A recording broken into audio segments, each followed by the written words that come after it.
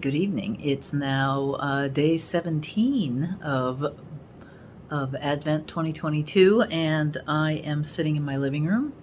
It's pretty official. The COVID is a-comin'. My temperature has been very mild, so I'm hoping because I'm the only one in the house that got the latest vaccine, that maybe I'll be spared the worst of it.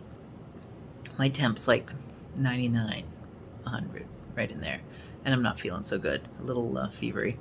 But hopefully, knock on wood, that I get through this fast and it's not very bad. This evening, it's going to be rather short, but I wanted to show you something I found when I was up at Jane's.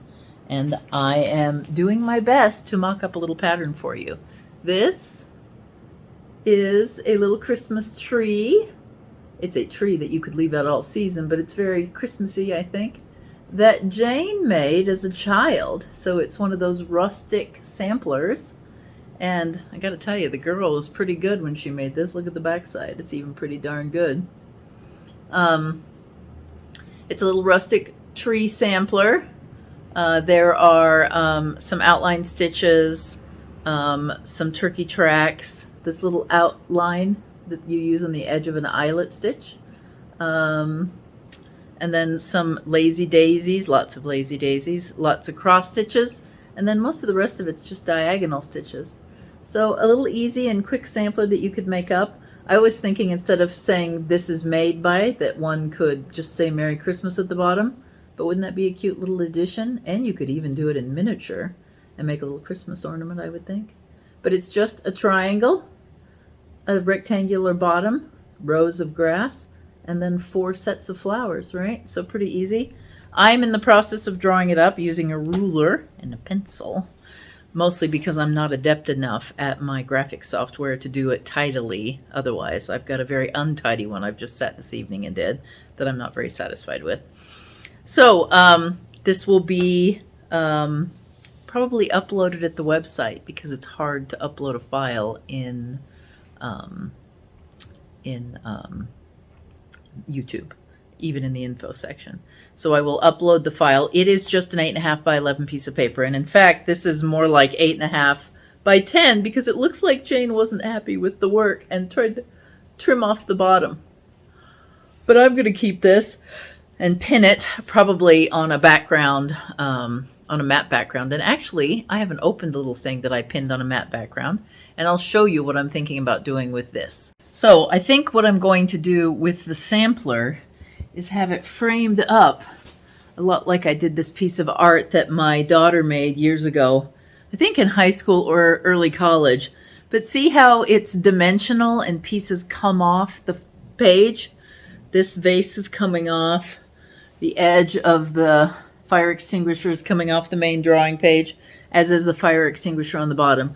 So the only way I could come up with to frame this nicely and still give it the feeling of a mat was to have it mounted on top of the mat.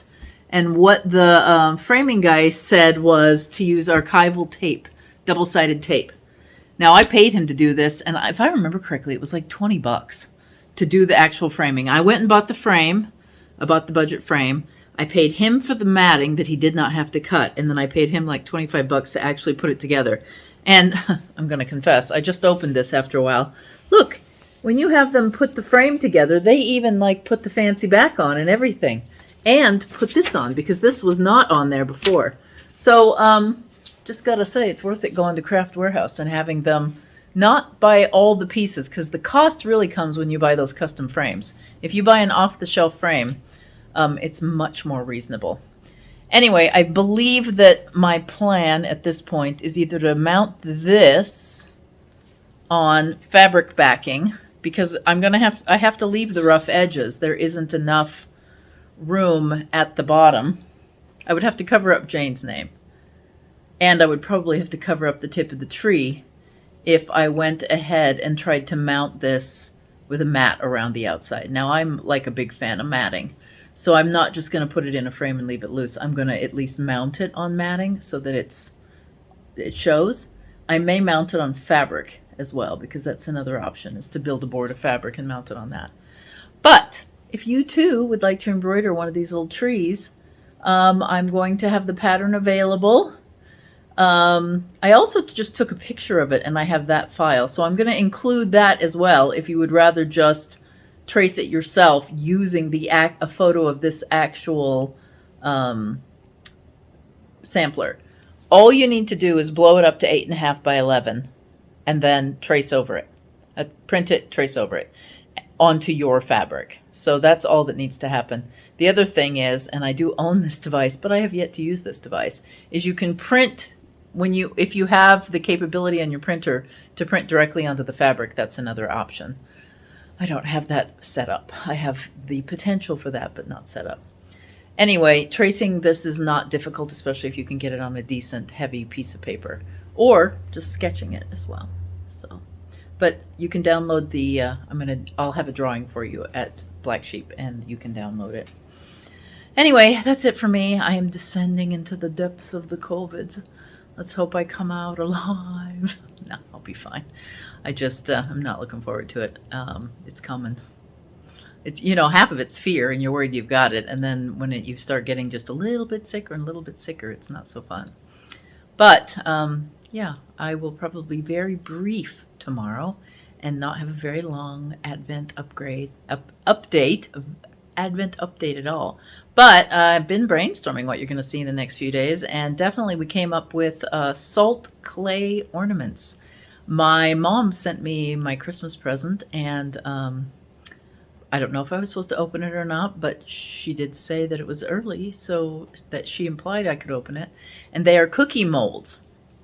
So we're going to try salt clay with the cookie molds and see how they do. Maybe spray them, paint them gold or something like that. We'll see how it goes.